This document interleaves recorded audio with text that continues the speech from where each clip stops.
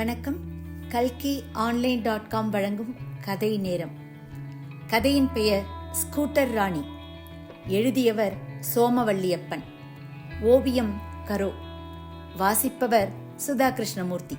இந்த கதை கல்கி 17 செப்டம்பர் 1995 இதழில் வெளியானது. கல்கி ஆன்லைன் கதை களஞ்சியத்திலிருந்து இதோ உங்களுக்காக. ஸ்கூட்டர் ராணி. கம்பி கேட்டை ஒரு கையால் திறக்க முயன்றான். மறு கையில் மொபெட் வண்டி. திறக்க இயலாது போக பின்பு மொபெட்டை ஸ்டாண்டு போட்டுவிட்டு கேட்டை திறந்தான். உள்ளே 2ஆம் நம்பர் பிளாட் அம்மா வாசலில் நிற்பது தெரிந்தது. கஷ்டகாலம். மொபெட்டை உள்ளே நிறுத்திவிட்டு வந்து இந்த கேட்டு சனியனை திரும்ப மூடிவிட்டு போக வேண்டும். ஆளாளுக்கு கேட்டை திறந்து போட்டுட்டு போனா எவன் மூடிக்கிட்டு இருக்கிறதான்? உனக்கு என்ன மாடி பிளாட்டு? ஆடு மாடு உள்ள நொஞ்சா மாடியா ஏற போகுது? கருப்பாய் குண்டாய், அப்பப்பா உருவத்தை விட பேச்சு உக்ரம். வாயை திறந்தால் வன்மம் தான்.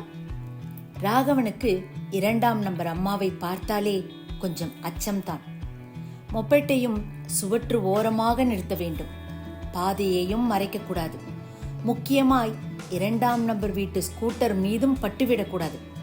பொறிந்து விடுவாள் பொறிந்து.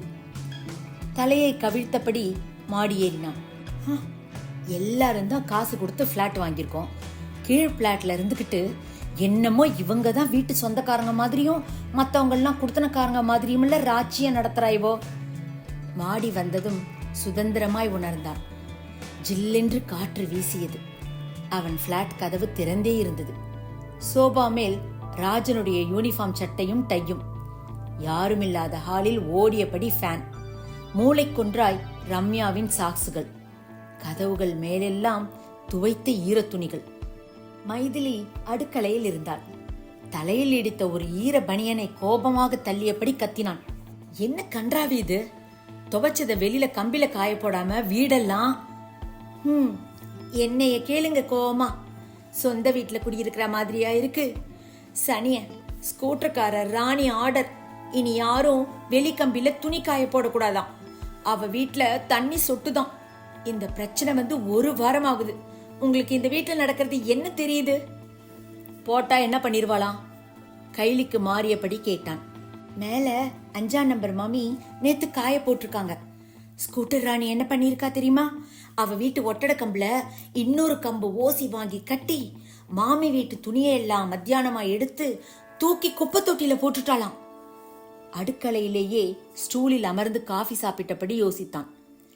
கணவன் மனைவி 2 பேருமே பொல்லாதவர்கள். மைதிலி கதை கதையாய் சொல்லி இருக்கிறாளே. பிளாட்டில் உள்ள மற்ற 5 வீடும் ஒரு கட்சி. அவர்கள் மட்டும் ஒரு கட்சி. கந்து வட்டிக்கு பணம் கொடுக்கிறார்கள்.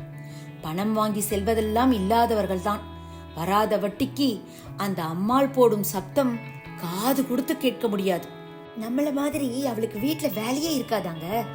சதா 24 மணி நேரமும் வாசல்லையே நின்னுக்கிட்டு பிளாட்ல நடக்கிறது மொத்தத்தையும் கடுவம் போன கணக்கா நோட்டை விட்டுக்கிட்டு பார்த்தா பார்த்துட்டு போறா.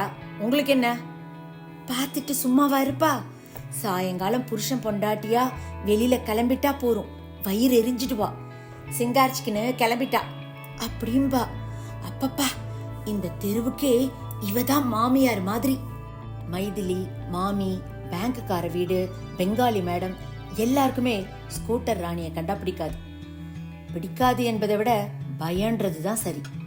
இந்த கன்றாவியை எல்லாம் தொலைச்சிட்டு அக்கடான 1 வாரம் எங்கேயாவது போய் இருக்க முடியுதா? உங்களால ஆபீஸ்க்கு லீவ் போட முடியுமா? தினம் இதுங்களுக்குள்ள கிடந்து மாய வேண்டி இருக்கு. மைதிலியின் நெடுநாள் ஆதங்கம் இன்றும் ஒரு முறை வாசிக்கப்பட்டது. அது சரி, பிள்ளைங்க எங்க? ராஜனும் ரம்யாவுமா மொட்டை கிரவுண்டுக்கு விளையாட போயிருக்காங்க. இவ சீனாம்பர ஸ்கூட்டர் நிக்குதுன்னு பிள்ளைங்க கீழே விளையாடவே கூடாதே. சி, இப்படியுமா ஒரு பொம்பளை இருப்பா? அன்னைக்கு எதிர் பிளாட்டுக்கார பையன் பந்த தாங்க ஆண்டின்னு கேட்டிருக்கான். கூடவே நம்ம ராஜனும் நின்னு இருக்கான். செருப்பாலடி நாயே போங்கடா அப்படின்னு சொல்லிருக்கா. எனக்கு வயத்தை பத்திக்கிட்டு எரியுதுங்க. பிள்ளைங்களை வெய்யறாயிவோ. அதான் ஆண்டவன் இவளுக்கு ஒரு குழந்தை கூட தராம வச்சிருக்கான். குழந்தைகள் கிரவுண்டில் இருந்து விளையாடி விட்டு வர படிப்பும் முடிந்து சாப்பிட்டு படுத்தார்கள். மைதிலியை பார்க்கவே பாவமாக இருந்தது. சரி, இந்த டெண்டர் வேலை முடிஞ்சிட்டா 4 நாள் லீவு கேட்கலாம். குழந்தைகளையும் மைதிலையும் எங்கேயாவது கூட்டி செல்லணும். ராகவன் மனதில் திட்டமிட்டான். லீவுக்கு பர்மிஷனும் கிடைத்தது. உடன் மேனேஜர் அவர் உபயோகப்படுத்தாத ஹாலிடே ரிசார்ட் டைம் ஷேரையும் 4 நாளைக்கு கொடுக்க ராகவனுக்கு ஏக சந்தோஷம்.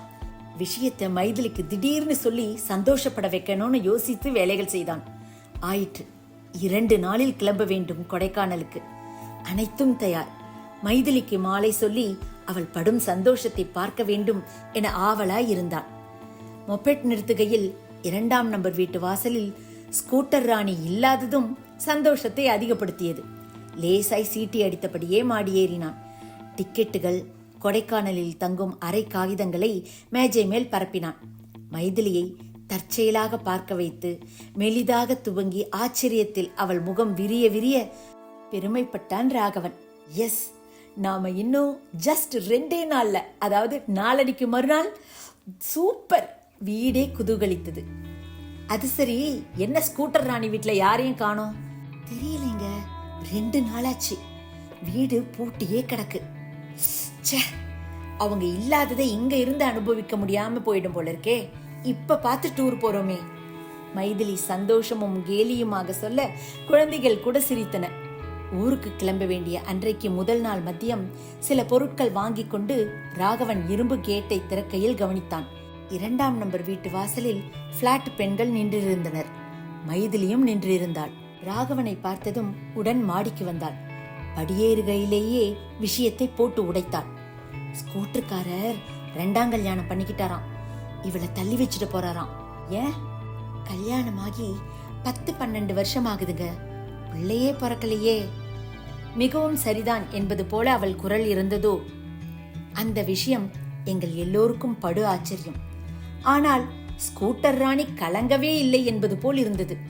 மற்ற பெண்களும் மைதிலியும் கூடி கூடி பேசினார்கள். ராகவன் ஒருவனாகவே ஊருக்கு போகும் மூட்டைகள் கட்ட வேண்டியிருந்தது. மைதிலி அதிகம் கலந்து கொள்ளவில்லை.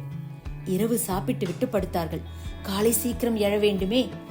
மைதிலி சரியாகவே பேசவில்லை. முகமும் என்று இருந்தது. என்ன கோபமோ. ராகவன் நெருங்கி அமர்ந்தார். என்ன, உடம்பு சரியில்லையா? ஹலோ மேடம், உங்களைத்தானே. என்ன டல்லா இருக்கீங்க? என்ன ஆம்பளைங்களோ, பிள்ளை பிறக்கலங்கிறதுக்காக கட்டின பொண்டாட்டியே வேண்டான்னுட்டு. கண்கள் கலங்கி முகம் சிவந்து அழுது விடுவது போல் அரற்றினாள். பாவம், இனி அவ போயிட வேண்டியதுதானா? எவ்வளவு வடிச்சு கொட்டியிருப்பா, எவ்வளவு நல்லது கெட்டது பார்த்திருப்பா. இவ்வளவு நாள் குடுத்தன பண்ணிட்டு கூசாம டைவர்ஸாம், இன்னொரு கல்யாணமும். தூ, கொடுமைக்கார ஆம்பளைங்க. இன்னொரு பொம்பளை கட்டிக்கிட்டு அவன் நல்லா இருந்துருவானா? குப்புறப்படுத்திக் கொண்டே மைதிலியை வியப்பாக பார்த்தான் ராகவன். சரி சரி விடு, இதுக்கெல்லாம் போய் அப்செட் ஆயிட்டு. நாளைக்கு ஆரம்பிக்குது நம்ம ஜாலி டூர். தொட்டு திருப்பியவனை திரும்பி பார்த்து நான் வரலைங்க என்று வெடுக்கென்று சொல்லிவிட்டு நகர்ந்து படுத்துக்கொண்டாள். எத்தனை வருடமாய் எதிர்பார்த்த டூர், வசதி வாய்ப்புகளோடு அமைந்திருக்கும் டூர், மைதிலிக்கு திடீரென்று சாதாரணமாகிவிட்டதா? ராகவனுக்கு எரிச்சலாக இருந்தது. குழந்தைகள் தூங்கியபடி இருக்க கடிகாரத்தின் டிக் டிக் மட்டும் சத்தமாக கேட்டது. 4 மணிக்கு அலாரம் வைத்திருந்தான். 10 நிமிட யோசனைக்கு பிறகு ராகவனும் படுத்துவிட்டான். காலை 6:30 மணிக்கு விழிப்பு வந்த மைதிலி திடுக்கிட்டு, சிச்சோ, என்னங்க அலாரம் அடிக்கலையா? ட்ரெயின் போயிருக்குமே. போகட்டுமே, நான் தானே அமர்த்தினேன். டூர் இன்னொரு முறை பார்த்துக்கலாம். 2ஆம் நம்பர் வீட்டுக்கு எதுவும் தேவையான்னு பாரு. ஐயாவுக்கு 4 நாள் லீவ் இருக்கு. மைதிலி ராகவன் கையை அழுந்த பற்றினாள் சந்தோஷமாக. நன்றி, வணக்கம். www.kalkionline.com